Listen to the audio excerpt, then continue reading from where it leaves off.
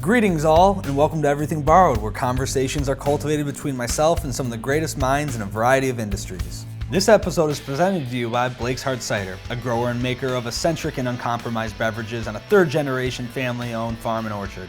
Blake's offers a line of all-natural, gluten-free hard ciders that express the fruits of our labor without all the extra sugar and artificial additives. Locate our award-winning and freshly canned products at blakeshardcider.com. You must be at least 21 to enjoy the fruits of our labor mindfully.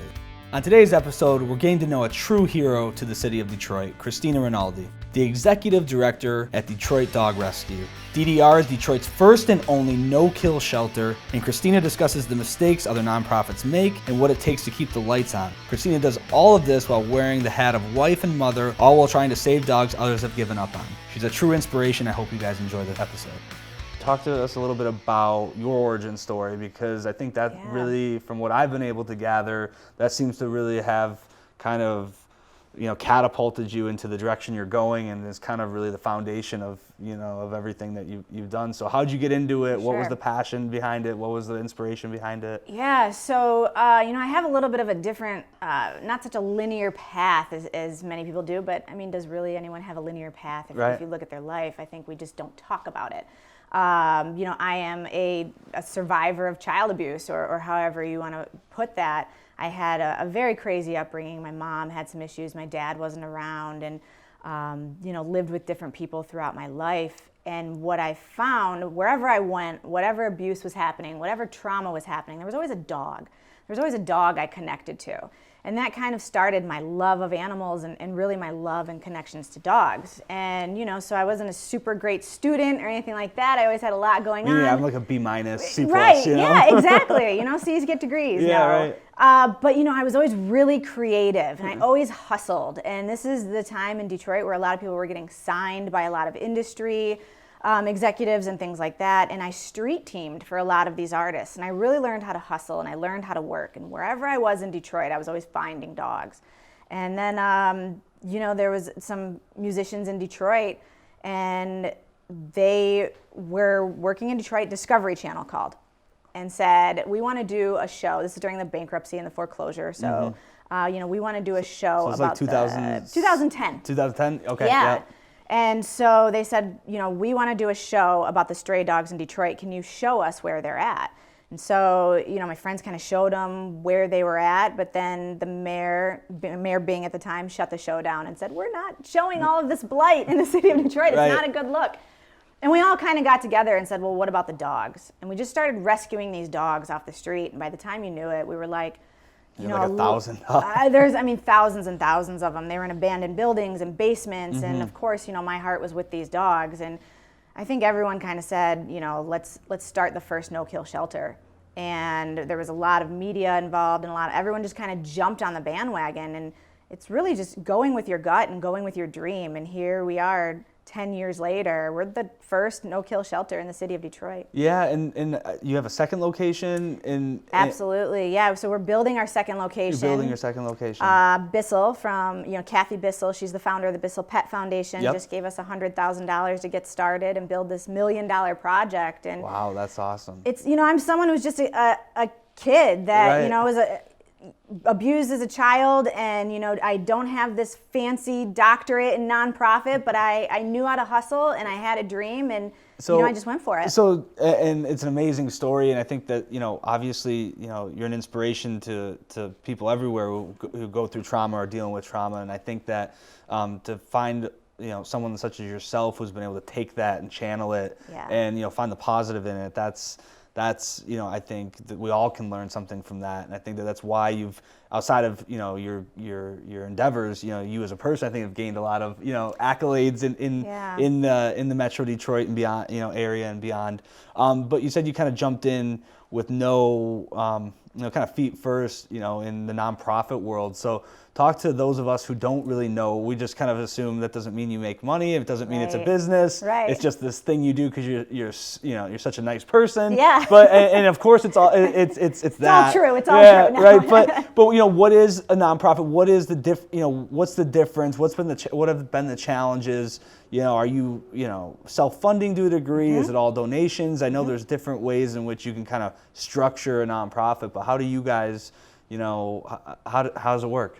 It's such a great question. It's so valid because not a lot of people realize it or ask it. I didn't know until like a year ago that like you could actually make money, or it could be something that is serving a purpose and employing people. I just kind of figured everyone volunteered their time. And so we probably both know so many passionate people, whether you're passionate about animals or homelessness or, and you think that, you should just do something because it's the right thing to do.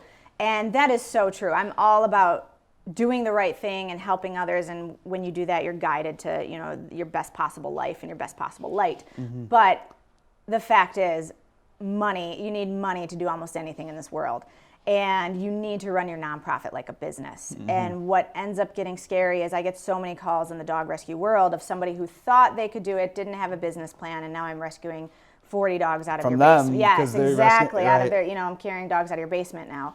I knew just from seeing the way the music business worked and having a lot of friends who are entrepreneurs who own their own liquor store or pizza restaurant, whatever it is, you have to have a business plan and you have to have a vision and a vision board. So I always work off of a vision board and what I wanted, but I knew I needed to grab some of my friends in business and say, how do you do this? Our board president, Janet Pepler, she owns an insurance company. She's one of the most business savvy women you will ever meet. And she is the one that helps with, she makes sure we have a profit and loss statement, every week, we're looking at our numbers and it's not just, I want to go do this project. We have to have a plan for this project. How is it going to be funded? What is the outlook going to look like? Sure. And so many people, I think, forget that. And yes, we've been able to employ people in the city of Detroit. A lot of people think, you work for a nonprofit, you don't get paid. You're not getting paid a profit share. You're not getting a salary from the profits, but we've been able to employ people, which has been really important. That's amazing. So when you started 10 years ago into where you are now, can you talk a little bit about how that's evolved? I mean, what do you guys, you had 10 dogs at the beginning and you have 1,000 dogs now. Like, how does that work? And also where are we rescuing, these dogs from? Is it all Metro Detroit? Are they coming from all walks? I mean, I know the no-kill shelter thing is kind of put you on the map as being a place where people want to take animals, that they're looking to, find homes for. So, how has yours evolved, in the past 10 years? So in the beginning, I was one of those people who thought we'll just all do this, volunteer run, until you realize volunteers aren't necessarily showing up on, snowy days on Christmas, and how do we do this? So we really had to create a staff and a plan. So I created a staff, and what I did is I found the best trainers in Michigan, and I trained our staff to be all force-free positive reinforcement trainers. So that was the first thing we did. And we have our shelter, of course. So we are able to help the dogs of Detroit, the ones that have the worst trauma. We're able to get the calls from police. They're doing a drug raid or a dog has been shot. We're able to rehabilitate that dog. So that no-kill method has put us on the map, and now I get calls from everywhere. We are very Detroit-centric. We really only take dogs from the city of Detroit. The only time that I take dogs from outside of Detroit is with the Bissell Pet Foundation. I've now traveled with them out of state to several states in the South and shown shelters how to do enrichment, positive training, reinforcement, things like that. And every once in a while, we will take back some dogs that may be harder to place for those places and help them find homes. So do you actually know how to train dogs? I do. I mean, so because could you give me some pointers? Because I have 3. I have 2 wiener dogs that I inherited when I married my wife, and they're absolutely adorable. Corabel's and Oscar. They don't listen, but they're small enough where it doesn't really affect too much. But I have a GSP that I just got. I saw that on your social media. Those are fun. They're a lot of work, and they're kind of pushing me to my limits of what I thought I could do as far as training dogs. So how, was that something that you went to school for? Is it just, is there school for dog training? There is testing. So there's someone on my team named Kristen. She's the best. I mean, she's an amazing trainer. She just got certified.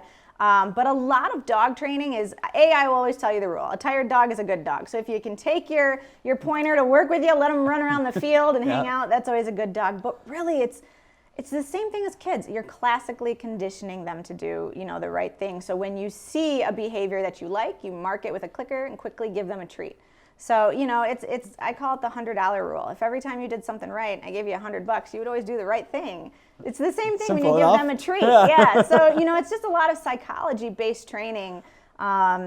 that, you pick up on, and that's what we do with these dogs that come from trauma. Yeah, that's awesome. And when you look at, how many animals are you rescuing a year? How many are you rehabilitating and finding homes for? And, what does that look like? That's a great question, and you'll find a lot of shelters will say, we rescued thousands and thousands and thousands of dogs, right. And that's such a noble thing. And when you ship up 80 puppies from down south, those 80 puppies still need a home, because we focus on dogs that stay with us for a while. Some of these dogs are with us for 6 months or a year. They've been through trauma. It takes them, 3 months if they've been shot to even recover medically. We rescue about 500 dogs a year, but we're talking about 500 dogs of some of the hardest dogs in the country. So we move out a little bit less dogs, but these are the dogs that really have nowhere to go. Sure. There's a lot of shelters that will euthanize a dog just because it growls around its food bowl, which is so easy to condition and help that dog if you have the right foster and the right training. So sure, yeah, a lot of it is it seems like and it's hard enough to get humans to listen to one another, but it seems a lot of it is listening to the animal and kind of trying to understand where the trauma may have started from or came from, and then trying to work that out. Yes. Is that kind of a little bit of an approach that you guys take? Is trying to really tease out what the animal's really saying? Yeah, you've already got it. You got to come down and volunteer. Well, I've listened to a few of your videos. I think I'm getting. It is so. It's so true. A dog that was shot. It may not like, it might be sound phobic and not like loud noises. So yeah, you can train a dog without even talking. And that's what a lot of people don't realize. So right. You're on the money. Just seeing how these guys react and what they, how they act around different situations, you can kind of hear their story and hear their past, and it's such a connection. And when you get a dog, every single one of our dogs are underdogs. When you get a dog like that, I think everybody's, no matter what it is, no matter where you came from, you have something in your past. Everyone's got a story, right? So when you've got a story, you connect with these dogs that have a story, and I think some of these Detroit dogs are the best pet that you'll ever find. I really do. That's amazing. And talk a little bit about, I know, the bully breeds get really bad raps, and I guess I've always been curious about this because I have a couple friends who are vets who are, they're actually, if they're well trained, they're the best animals on the planet. What is that misconception? And I've always been interested in someone who probably is dealing with, kind of misconceptions of certain breeds of dogs. Is some of it true? Is it not true? Is it all how you raise the animal? I wanted to pick your brain on that. So, my scientific opinion is not always the most popular, but I will say every breed has some genetics behind it. But when it comes to the pit bull, the term pit bull is an umbrella term. Sure. Most of the pit bulls that we get in, they're a mix of, it could be American Bulldog, could be Labrador. We call them Detroit Specials. So if you're going to categorize the scientifics, you really got to know what breed the dog. Sure. Like I'll tell you, your pointer is probably very energetic, bred to hunt, could run in the field for days and days. Huskies a lot of times are meant for cold, and they're meant to run the Iditarod. So you do have a little bit of genetics that plays in it, but part of it is how you raise the dog. Sure. And, can they trust you? The bond and the relationship that you build, it really is, no matter what size dog, breed dog is, it plays so much in how you treat the dog. Sure, for sure. Sure. You talk a lot on, and I know you do some speaking engagements, and that you're, a professional speaker, and, you're a mom and a working mom, and so how do you juggle all of that? Because I feel like you're one of those people that I've watched from afar that seems like you're working on a Sunday at 4, getting a coffee, and still working, and still working. Like you, I'm so lucky that I love what I do. Yeah. So I don't work a day in my life at all, like you, and everything that I do, I'm so blessed to have this life. If I get to, work with dogs every single day, or work with my kids, and everyone says, how many hours do you work a week? And I couldn't even tell you. Exactly. I don't know, because it's a passion. And so I am one of those people, and I won't even lie about it. I have help. I have a really supportive husband who, he loves what I do. No matter what dog I bring home, he'll like get mad for an hour, but then it's good. Are you bringing home dogs weekly? Oh yeah. Since we actually had it in our vows that he could watch football every single Sunday with no gripe about it, and I could bring home as many dogs as I needed to with no. It works. Fair trade. Exactly. Fair trade. So my whole unit is in it and excited for it, and I just have so many people that help. And we have the best volunteers, and I have a great team. That's awesome, and that's such a big part of it. I always kind of said, and growing up on the farm here and kind of having your work and family and personal life all kind of just, mesh together. I kind of said that you, at some point in time, if you love what you're doing, there isn't really a separation between work and it all is one, and it all needs to be for the right reasons, with the right priorities, but it's all kind of interconnected, to some degree. You can't just, take off your this hat and then walk in the door and it's like, okay, I'm husband now. It's like, your family needs to know that you're working and you're passionate about this, so you can talk about it, so you can have discussions about it, so they're not these walls built up around the different aspects of, who you are and, what you're working towards. And, that was one of the things that I've always felt that, you see certain entrepreneurs and certain people who are impassioned in all the right ways. They kind of have the three legs of the stool, the family, the friendship and the business, and they kind of have those, all of those things kind of working together and not, separate from one another. I'm so glad to hear you say that, because I don't know. You are on the money, because I don't hear that a lot from people. Because not everybody is passionate about what they do. You know, I have a friend whose father was an accountant. He wanted him to be an accountant, and I said, hey, how's the day going? He goes, I'm doing taxes and for money, and then I'll come home, eat dinner, and do more.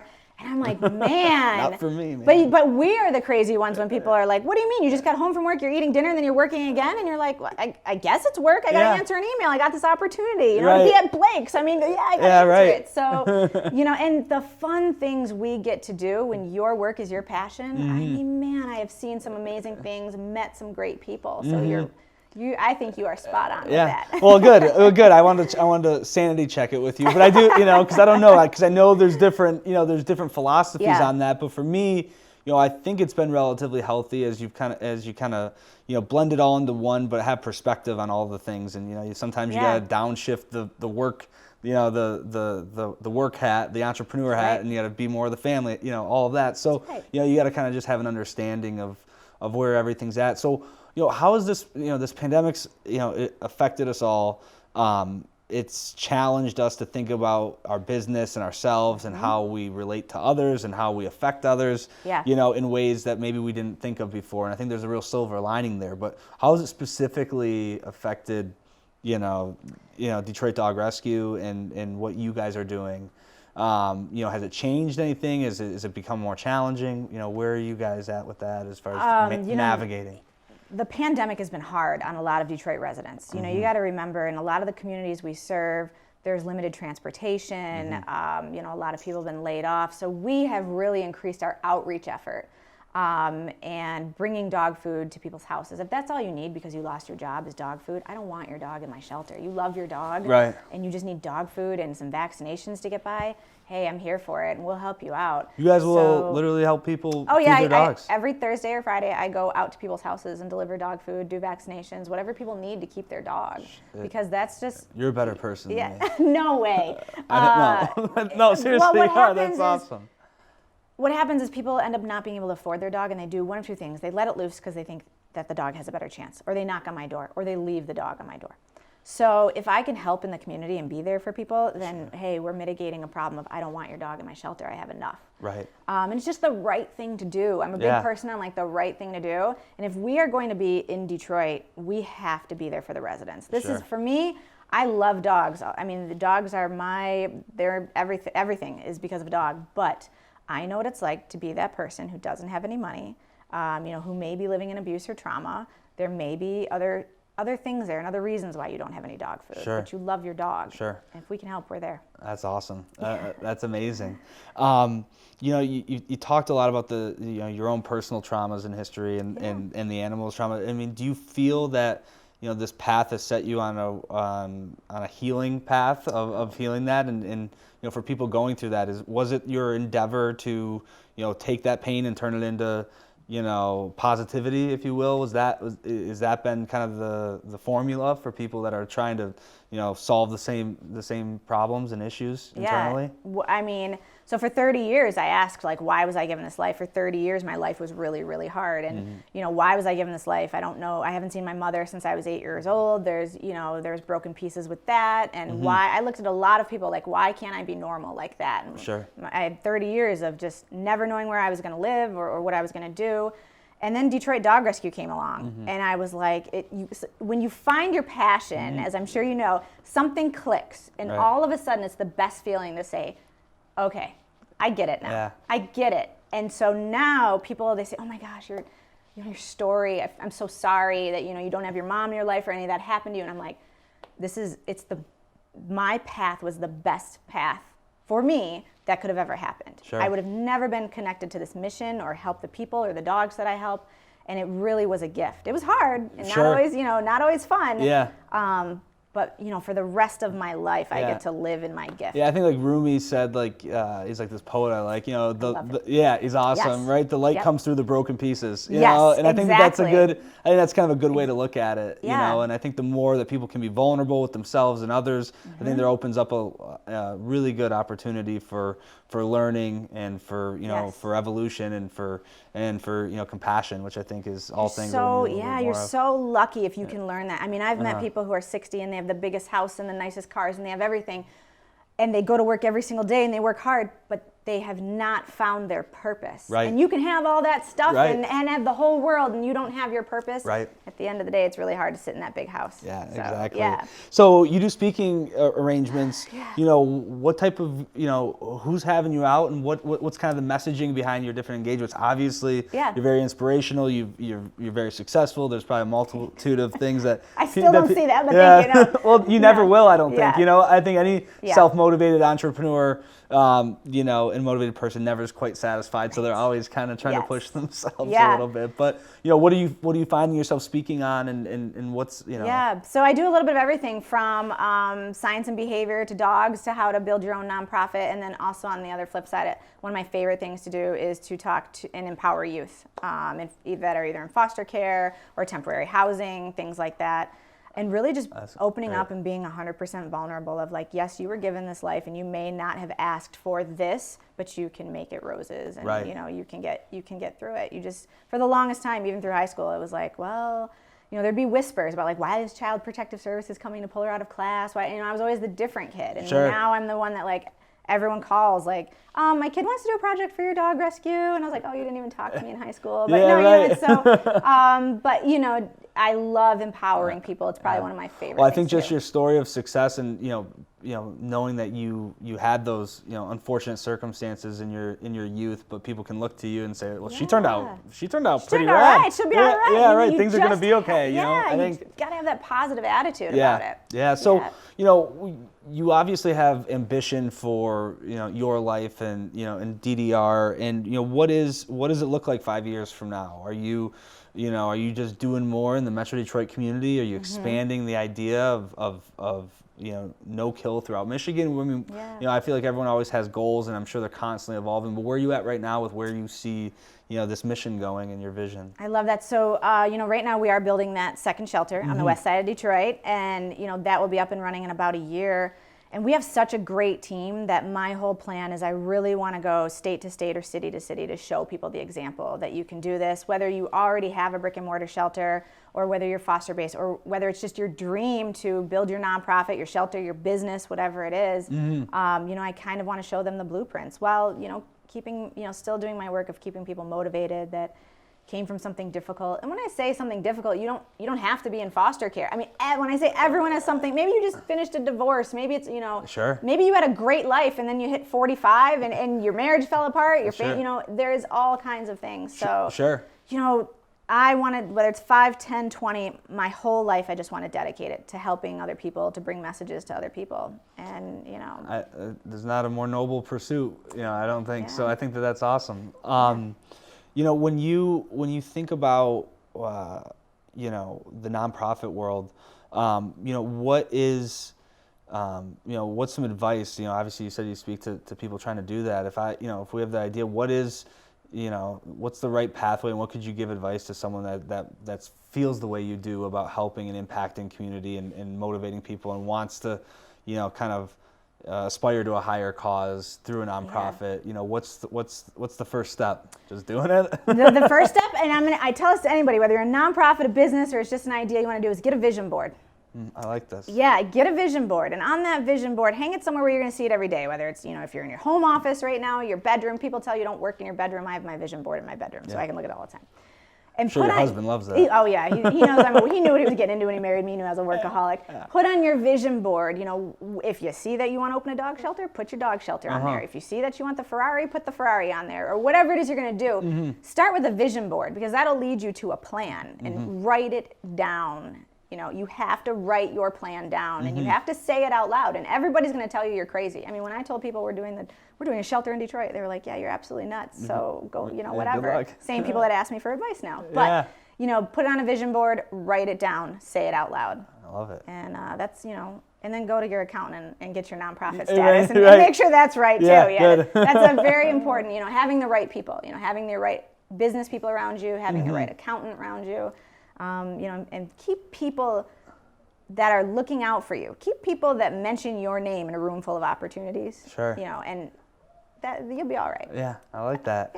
Yeah. We've done some work with Pets for Patriots, and I don't know if you're familiar with that organization Absolutely. at all. Yeah, and, great organization. Yeah, and so part of our Kinder Cider initiative is to kind of, to aspire to, so some of the things that you mentioned was really trying to reach out to the community and have impact beyond just the products we sell, but to really touch different groups that need the support, need the help, and how do we get involved, and how do we help support? Is it time? Is it money? Is it all of that? It is all of that, but a lot of people think that I'll just come and say, write a check. Oh, you can write a check, and it's not that. It's if you have the space to host an adoption event, and one of the biggest things you can do.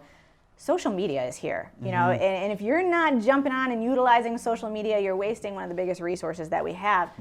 People undervalue a share, a like, mentioning our name somewhere. Just saying, adopt a dog from Detroit Dog Rescue. Go get your apples at Blake's. They're family owned. The more you share, I don't care if 3 people or 3 million see it, is giving us a share or a shout out on social media, sharing this video or whatever we put out. Of course. Yeah. Of course. Great. How do you feel, and we touched on this a little bit earlier, but how do you feel, Detroit is different in a way than maybe other cities where we might be doing this? Is it the sense of community, or, what is it about Detroit that, has, I feel help, perpetuate what you're doing? It's just funny, like in the last 5 days, you've been mentioned, no one knew you were coming on the podcast, but you got mentioned like 3 times. Yeah. And I feel like there's a sense that the city's behind you, and that you represent it well. So what is it about Detroit that does that? Everybody loves an underdog. Everybody. Yeah. Detroit is the underdog. Yeah. You told people you were moving to Detroit 15 years ago, and they were like, ooh. Now, oh my gosh, you're moving to Detroit. That's so cool. When can I see your house? Where can we go eat? Downtown. Detroit is the underdog, and that's why I love Detroit Dog Rescue. I came into this game, and I was told by one of the biggest animal societies in the city of Detroit that it would never happen. Our building was raided, and we fought every obstacle to be there. Nobody wanted to zone an animal shelter in the city of Detroit. Everybody loves an underdog. So we have underdog dogs, you have me, you have the organization as a whole, and you have the city of Detroit. Right. And I think people love that when you don't give up and you just stay positive. Right. Yeah. And I think that's such a Detroit narrative, and it continues to be shown through the Detroit Lions, who just continuously are the consummate underdogs. Absolutely. And just they're gonna get it this year. Yeah. But I do luckily for me, I'm in this awesome position where I get to talk with entrepreneurs throughout the country, and a lot of Detroit specific. And I obviously I'm jaded because I'm a Michigan resident, but I just feel that there's a little bit of a different edge to people from Detroit that I love. It's the grit. It's a little bit of that, but we had Bo Shepherd on this morning, and everyone carries with them that sense of I got to earn it. And I got to prove it, and I like that. That's why I love Detroit. You really do, and you have to earn it every single day. Right. Your rent is due. Doesn't matter what you accomplished yesterday. Yeah. You got to prove yourself every single day. We really, stay on our game, just like you though. Well, we're trying out here. You're doing pretty well. Well, thank you. Detroit, and even places around Metro Detroit. Something about you go in the airport. You tell people you're from Michigan. There's a certain grit here. Yeah. That we're the car capital of the world, and we've collapsed a million times, and we just keep coming back. So talk to us a little bit about some of the mistakes you made along the way that maybe you can help others prevent. So one of the biggest mistakes that I make at DDR and I make in life is I undervalue myself. I think we all do that a little bit. I undervalue my gut feeling. You know, it's easy for me to say like, oh, well, you know, I don't have a doctorate, or, you know, what am I doing? And always go with your gut feeling. I really, you know, of course, think out the process, but I think entrepreneurs, we always go with our gut feeling, and that's why it's so important we pound the pavement so hard. Well, that's great. I think about some of my biggest mistakes, and it was times when I didn't trust my gut. I waited, and I look back, and I was like, I shouldn't have listened to the outside voices that weren't really, you know, I should have listened to myself, should have been more honest. It's not about the outside voices. That's, you know, people have opinions, and a lot of times we want to lean on people for their opinions, but there's certain times where I think you do just have to kind of dig deep and just trust that you, that you've put in the work, you've put in the thoughtfulness, the mindfulness to trust, what your mind and body's telling you. Even when people have shown me, you know, I'm very data driven. You have to be, but like there's been times people have shown me spreadsheets and like you need to do this, and I'm like, I've gotten very good at saying like I appreciate your opinion or those facts, and I'm going to take that into consideration. Right. And then you got to trust your gut in so many things in life, though, for sure. And you know, there's going to be everyone. They want to help, you know, so they want to give you their opinion, but you are the one in the trenches, you know, and if something folds, you're the one that's got to pick it up. Right. So, you know, it's... Well, I think that's that extreme accountability that entrepreneurs and people that are, you know, that are self-made and people that do wake up and earn it, that they have an unrelenting, sense of accountability to themselves every day, every day, and to everything that they touch, so they don't let details fall through the cracks. That's right. And just you got to know when you have that mindset that not everybody thinks like you, right? And that's okay, right? You know, because I used to get very like, how do you not see this? And this is what we're doing, and you know, not everybody thinks like you, and that's totally okay. Right. Yeah. Thank you so much for coming on and telling your story, and honestly, an inspiration. So thank you and your family. Like I said, for my family, you've provided a lot of relief during COVID. To see my daughter out here picking tomatoes and, you know, playing in the fields. Well, yeah, that's been the goal. We had a great team here helping us do it, and hopefully, knock on wood, 2021 is going to be a little different, but if it's not, we'll still be here with lots of space for people to come and enjoy. So during the holiday season, if people want to, donate or get involved, what can they do and how do they do it? So we always need fosters during the holidays. You know, whether it's puppies or big dogs, we're always looking for fosters, and we're always looking for food. You can become a foster or donate at DetroitDogRescue.com. We have a list of all of our dogs, and we also have our Amazon wish list up there, so you can send it right to the kennels. Oh, perfect. Easy enough. Exactly. Right, you made it simple. Perfect. We try. All right. Thank you so much. Thank you. Thanks for tuning in, everyone. I hope you remember that everything in life is borrowed, so make sure to love hard, work hard, stay humble, and help each other out along the way. Find and subscribe to more of Everything Borrowed episodes through Apple Podcasts, Spotify, and iHeartRadio. If you really want to make our day, drop us a 5-star review so more people can find the work we're sharing. Stay up to date with weekly articles on business, life, and my interactions with amazing entrepreneurs and creators at everythingborrowedpodcast.com. EBP is produced by Chelsea Cox and Jason Brown. Edited and filmed by Nick Ferguson. Art is produced by Adam Yarborough. Everything Borrowed is an after-hours media production. Copyright 2020.